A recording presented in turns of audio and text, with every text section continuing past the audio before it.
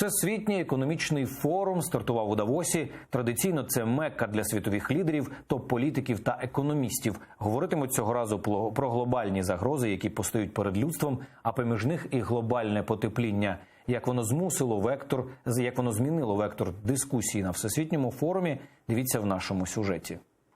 Ось уже півстоліття погляди світової спільноти о цій порі прикуті до гірськолижного курорту на сході Швейцарії. Всесвітній економічний форум вкотре збирає в Давосі світових лідерів, топ-політиків і бізнесменів. Цього разу він ювілейний, 50-й за рахунком.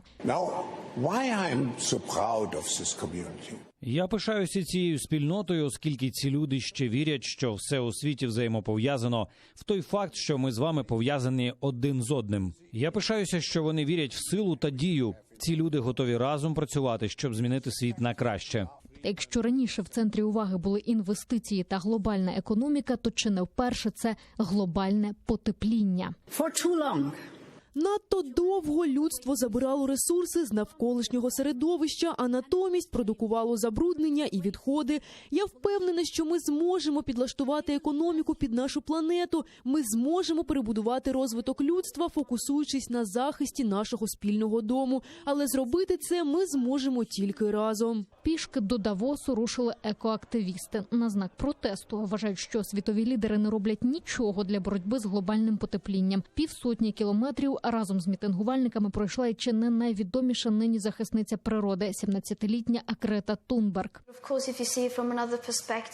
Звісно, як ви бачите, майже нічого не змінилося. Глобальні викиди вуглекислого газу не стали меншими, а це одне з наших основних завдань. Але якщо поглянути ширше, ми очікували, що так буде, і тепер маємо зробити набагато більше. Це лише початок. В цей час неподалік на вулиці науковці розбили кліматичне наметове містечко. Тут пробудуть, допоки форум не закриється. Я гадаю, що проінформованість про кліматичну кризу зростає повільно. Та цього року, на щастя, на Всесвітньому економічному форумі на це нарешті звернули гідну увагу. У своєму звіті вони визнали, що зміни довкілля у п'ятірці ризиків для світової економіки, її стабільності і зростання, а також довголіття бізнесу.